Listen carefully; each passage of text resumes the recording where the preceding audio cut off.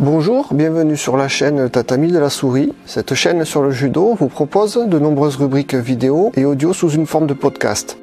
L'Esprit de combat est une série de podcasts dans laquelle j'interroge mon professeur de judo Louis Combe, ceinture noire 7e dan, sous une forme de mondo, dont voici un nouvel épisode. Bonne écoute et n'hésitez pas à réagir, à commenter, à partager, à poser vos questions en commentaire sur la culture judo, sur la pédagogie, sur les aspects techniques, sur l'actualité sportive, sur le judo en général. Hajime. Bonjour Monsieur Combe. Aujourd'hui, je vais vous poser une question un peu inhabituelle par rapport à celle qui concerne le judo, mais je vais quand même l'introduire grâce au judo en vous posant cette question d'abord. Est-ce que les hauts grades ont des super pouvoirs, notamment le fait de pouvoir faire la lévitation ou de lire dans les pensées ou ce genre de choses? Là, on est en perte burlesque. C'est bien ce que je pensais. Alors, je vous pose cette question parce qu'en fait, moi, ce qui m'intéresse, c'est qu'est-ce que vous pensez de l'immortalité? Et je pose cette question par rapport à l'évocation d'une histoire que je vous ai racontée d'un robot qui avait prouvé qu'il n'était pas un robot. Donc ça, c'était en 2015. Et par rapport à une vidéo que je vous ai fait passer sur le transhumanisme et donc cette quête entre guillemets de l'immortalité, qui est plus qui est sérieux en fait, qui n'est pas juste un sujet de science-fiction parce que des gens s'y penchent sérieusement. Alors, une chose est certaine, c'est que du jour, dans la plus haute antiquité, où l'homme de Cro-Magnon a enterré ses morts, il a pensé obligatoirement qu'il y avait quelque chose après la mort. S'il n'avait pas pensé qu'il y ait quelque chose après la mort, que le cadavre se fasse bouffer par un lion ou qu'il se pourrisse au soleil, ça leur serait resté indifférent, puisque la mort étant là, le terminus est arrivé. Donc l'homme a toujours eu, d'une part, la crainte de la mort, ce qui est extraordinaire puisqu'il a jamais été éternel, d'accord? Et d'autre part, il a éprouvé le besoin d'imaginer une après-mort. C'est la façon dont sont nées les différentes religions. Alors il y en a qui s'appuient sur des faits historiques, et il y en a qui s'appuient sur des chimères de la pensée la plus vagabondante, d'accord? Or, si l'homme a toujours vu qu'après la mort il y avait autre chose, il a toujours cherché à savoir si après la mort il y avait autre chose, c'est parce que l'homme a refusé la mort. Qui dit refuser la mort, c'est la recherche de l'immortalité. Depuis le Moyen-Âge, nous avons eu des croyances extraordinaires, je me sors des religions, qui elles ne sont pas des croyances extraordinaires, mais qui sont des croyances s'appuyant sur des faits, d'accord? Ou du moins sur des logiques. Il y a toujours eu des gens qui ont trouvé qu'on pouvait faire ceci, qu'on pouvait faire cela. Actuellement, nos scientifiques sont en train de mettre en place une recherche, une de plus, qui pour moi ne présente, je te le dis très franchement, aucun intérêt. Pour une bonne et simple raison, c'est que l'homme se prend pour un dieu, mais je ne pense pas que l'homme puisse arriver à réaliser quelque chose qui ressemble à la fabrication d'un être humain. D'accord? Bon, il y a les clonages, il y a tout ce que tu voudras, mais non, moi, l'immortalité, elle réside dans le fait des souvenirs qu'ont les vivants de leur mort. Ça fait 8 ans que ma femme est partie, ça fait 8 ans que je l'ai perdue, mais ça fait 8 ans qu'avec elle je discute, je parle, j'ai des photos d'elle dans toutes les pièces de ma maison, j'éprouve sa présence. Je ne te dis pas que je vois des fantômes, non. C'est pas ça du tout. Mais j'ai le souvenir d'elle. Quand après ma mort, si le souvenir d'Annie ne revient pas dans l'esprit de quelqu'un d'autre, là elle sera morte. Moi j'estime que on est sur Terre, on a une mission sur Terre, mais on n'est pas fait pour rester sur Terre. On est fait pour aller sous la Terre. D'accord? Donc, il y a des gens, je prends un exemple. Actuellement, il vient d'y avoir la mort de Valéry Giscard d'Estaing. J'étais pas au courant. D'accord. Dans l'esprit de tout un chacun, Valéry Giscard d'Estaing est lié à l'affaire des diamants de Bokassa. Mais c'est maintenant qu'il vient de mourir qu'on est en train de constater que premier point, c'est celui qui, le premier, a mené la majorité à 18 ans alors qu'elle était à 21. C'est le premier qui a créé un ministère du droit de la femme.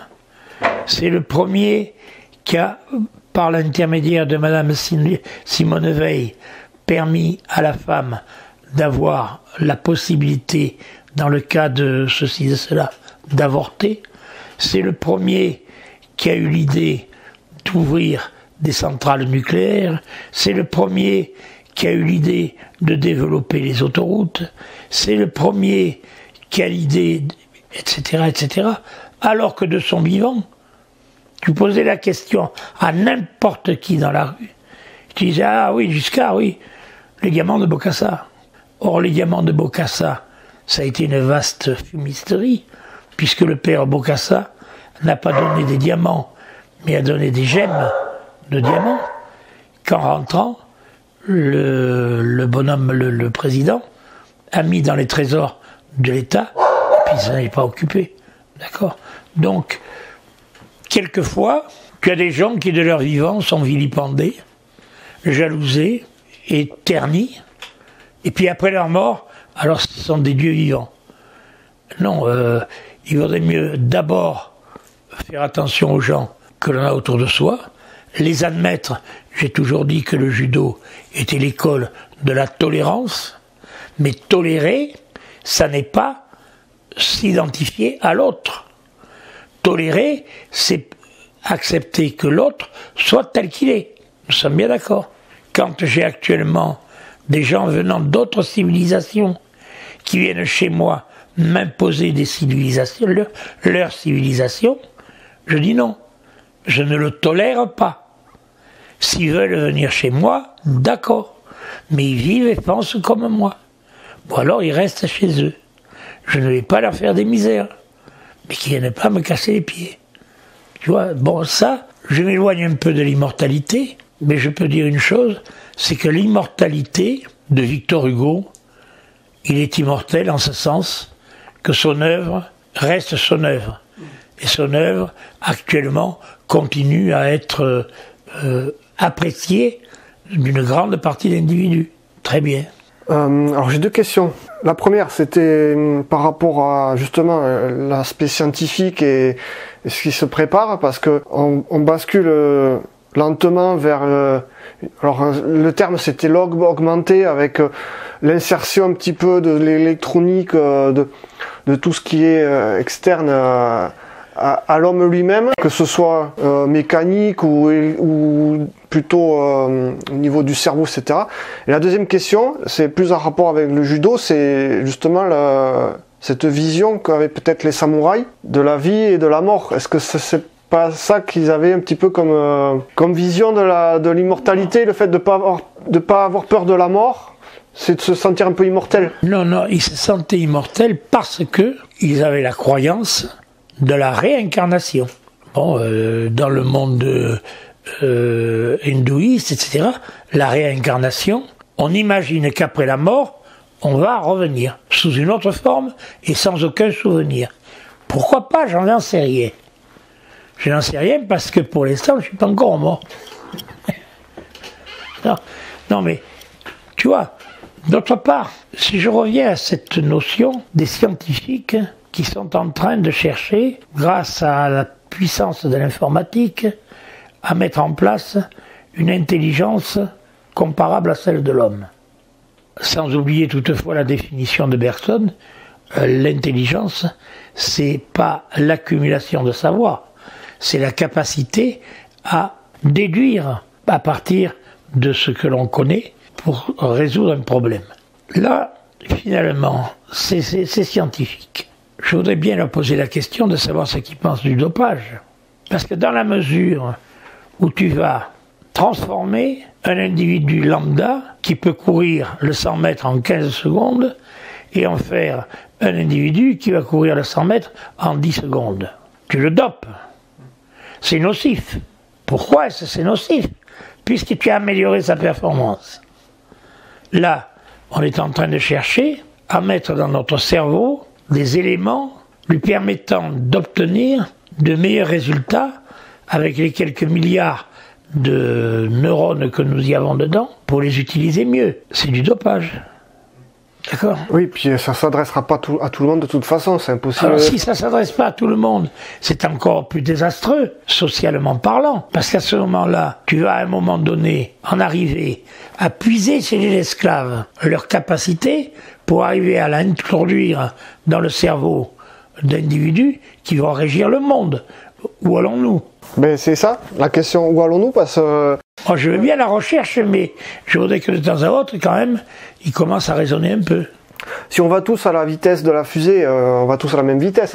Tu sens qu'on a fait des économies d'énergie. On peut très bien aller en marchant, tranquillement, là où on doit aller, ou y aller tous en fusée. On arrivera tous au même endroit, au même moment. Donc, à quoi ça sert d'y aller plus vite si c'est juste pour être au même endroit, au même moment, quoi. Ce qu'il y a, c'est qu'on sait une chose. C'est que l'homme n'utilise qu'une infime partie de sa potentialité, qu'elle soit physique ou intellectuelle.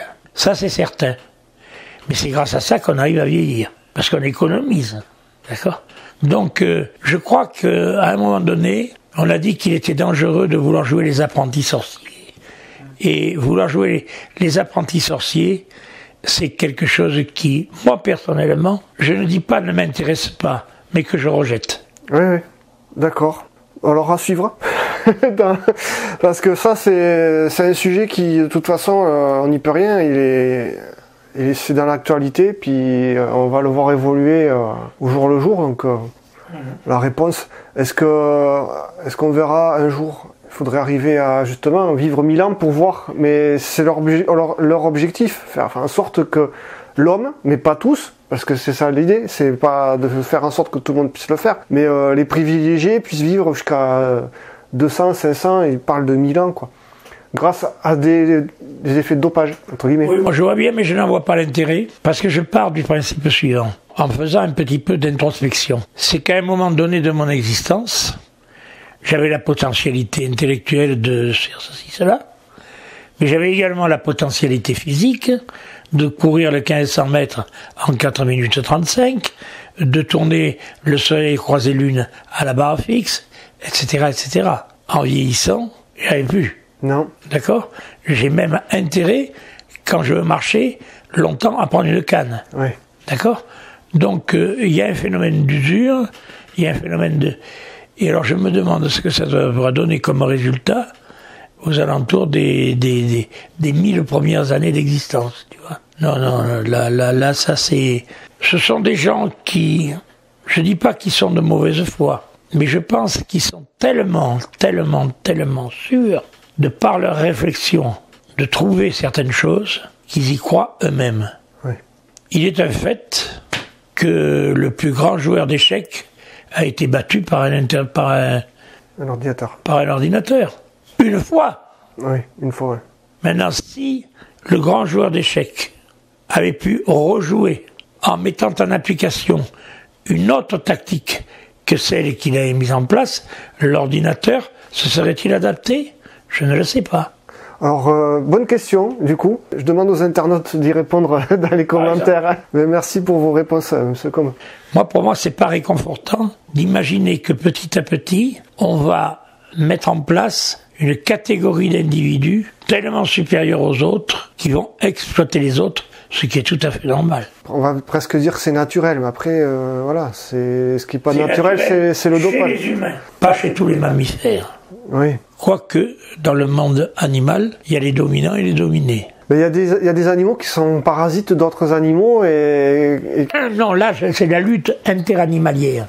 Mais si tu prends une meute de loups, dans la meute, il y a les dominants oui. et puis les autres. Oui. Les dominants sont les seuls qui ont le droit de procréer, les dominants sont les seuls qui ont le droit de manger avant les autres, à leur faim, etc., etc., etc. Et chez les lions, c'est la même chose. Chez tous les grands fauves, c'est la même chose. Sans parler des grands fauves par rapport aux biches. Ça, c'est encore autre chose. Les biches, c'est plus un être vivant, c'est un aliment monté sur pattes, quoi. Or, quand je regarde, ne serait-ce que les hommes par rapport aux animaux, pour se distraire, ils vont prendre un fusil et aller chasser. De quel droit ils le font? Peut-être que le lièvre qu'ils sont en train de tuer, peut-être que c'est un de leurs grands-parents qui s'est réincarné en lièvre. D'où la chanson de Chantal Goya. Non, mais si on est dans la divagation intellectuelle, on peut y rentrer en entier, tu vois ce que je veux te dire. Oui. Ça devient absurde tout ça. Non, mais moi, c'est des questions qui me passionnent. Depuis longtemps, depuis très longtemps. Parce qu'encore une fois, je reviens sur l'idée du robot qui a réussi le test là.